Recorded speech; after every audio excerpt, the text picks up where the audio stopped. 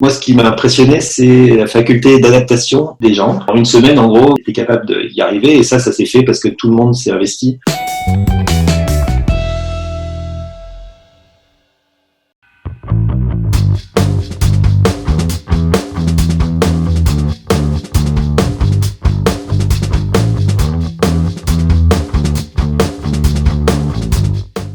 Ainsi que l'a préconisé Felma, chaque enseignant a la liberté de fonctionner avec ses étudiants de la manière qu'il juge la plus efficace et la plus appropriée à son cours. Mais malgré tout, nous avons tenu à mettre au point des préconisations pour que les enseignants soient accompagnés dans cette période. Donc à charge pour eux, soit de suivre nos préconisations, soit de faire des solutions alternatives s'ils pensent que c'est plus adapté pour leur cours. Et donc en gros, il s'agit essentiellement de type classe inversée, c'est-à-dire on met à disposition des élèves des documents de cours de type vidéo enregistrés à l'avance. Et puis on profite des créneaux de cours en présentiel pour des échanges de questions-réponses et des travaux dirigés. Après, il y en a qui travaillent aussi en séance de cours enregistrée, c'est-à-dire qui font séance de cours avec enregistrement, et comme ça les élèves peuvent se repasser ces séances. Pour les projets, bon, il y en a beaucoup qui ont dû être interrompus, mais les travaux en bureau d'études, on essaie de les continuer. Notamment, il y a eu un gros effort qui a été fait pour que les étudiants puissent installer les logiciels sur leur poste de travail en confinement et puissent continuer à suivre des bureaux d'études.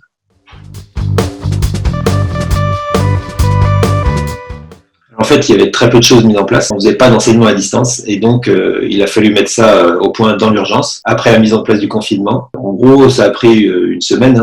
Je pense que c'est un peu le cas dans toutes les filières avant d'arriver un peu en régime semi-permanent, on va dire.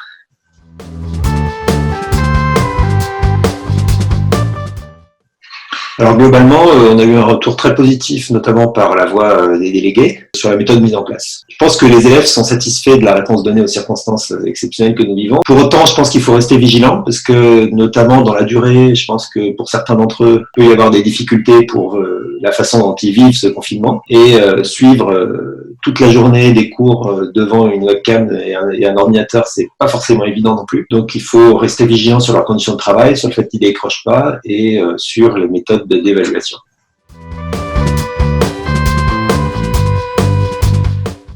Alors oui et non.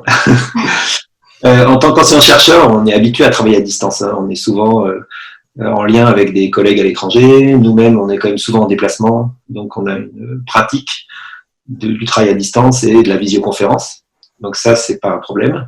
Même si les outils qu'on utilisait n'étaient pas forcément adaptés pour subir la charge post-confinement. Mais par contre, à titre personnel, par exemple, et je pense que je ne suis pas le seul, j'avais jamais pratiqué d'enseignement à distance. Et donc, on n'était pas spécialement préparé. Donc bon, on a un peu tâtonné au début pour trouver les bons outils, la bonne méthode, pour que ça marche effectivement, qu'on galère pas trop à chaque cours, et que ça soit pas non plus trop chronophage, puisque bon, il faut assurer les cours, il faut assurer le reste, et donc il faut quand même que ça soit à peu près raisonnable en temps de préparation.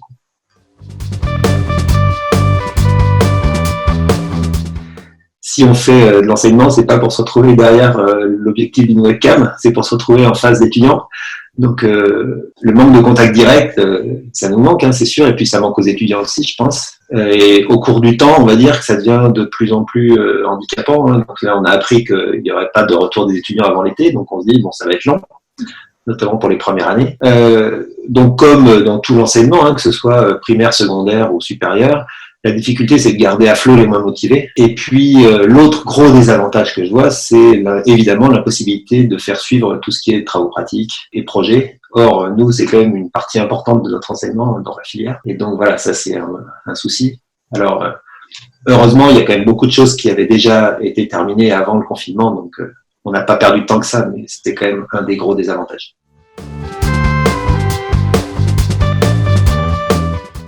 Alors, il est vrai qu'on commence à avoir une bonne collection de cours enregistrés, en vidéo, etc.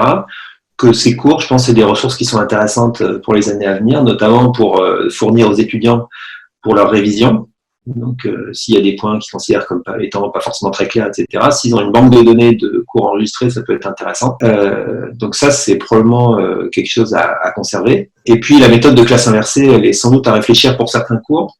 Donc, alors il y a eu des études qui ont été faites. On est tous conscients que c'est un moyen très intéressant de faire cours.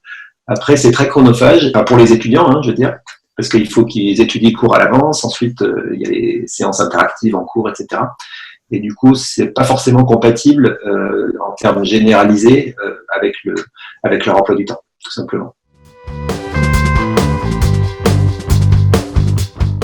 bon, moi j'ai encore des enfants à la maison, hein, donc il faut faire l'école à la maison aussi. Donc en fait, il faut jongler entre l'école des enfants, l'enregistrement des cours, la mise en ligne des supports, les séances avec les étudiants. Comme je suis co-responsable de filière avec Fabien Volpi et Jean-Michel Mission, ben, on se répartit un peu la gestion de la filière. Et puis il y a la recherche qui ne s'arrête pas avec le suivi des doctorants, des stagiaires, les appels d'offres, etc. Donc voilà, on jongle un peu.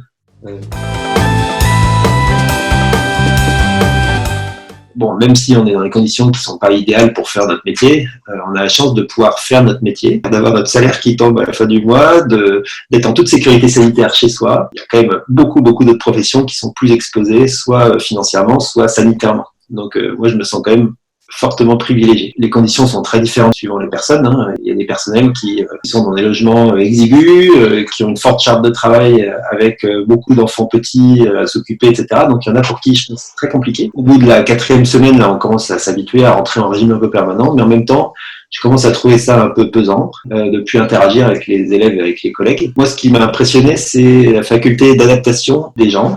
Et en une semaine, en gros, quelque chose qu'on n'avait pas du tout préparé, ben, on était capable d'y arriver. Et ça s'est fait parce que tout le monde s'est investi, que ce soit les personnels administratifs, les enseignants, les élèves. Tout le monde a été quand même dans la bonne direction avec bonne volonté. Et donc, on a un fonctionnement en mode dégradé, mais quand même quasi complet. Je pense qu'il va pas manquer grand-chose aux élèves. Voilà, je pense qu'on fait au mieux.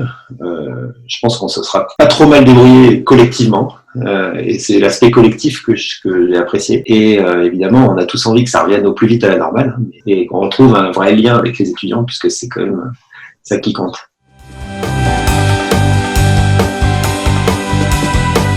Ce que je trouve intéressant, finalement, c'est qu'on a une relation au travail et aux collègues qui est un petit peu différente dans cette période. On n'est quand même pas dans un domaine où nos relations sont très formatées, mais là, c'est encore plus décontracté que d'habitude. On voit les gens dans un autre environnement, chez eux, les enfants sur les genoux, habillés très décontractés, etc. On voit les gens sous un autre jour. Et je trouve ça assez intéressant de côtoyer ses collègues comme ça. Tout le monde plaisante volontiers, on fait des blagues. C'est pas pour autant qu'on avait des relations de travail qui étaient très rigides, mais je trouve que c'est intéressant de voir les gens dans ce contexte. Et ça met un peu d'huile dans le système.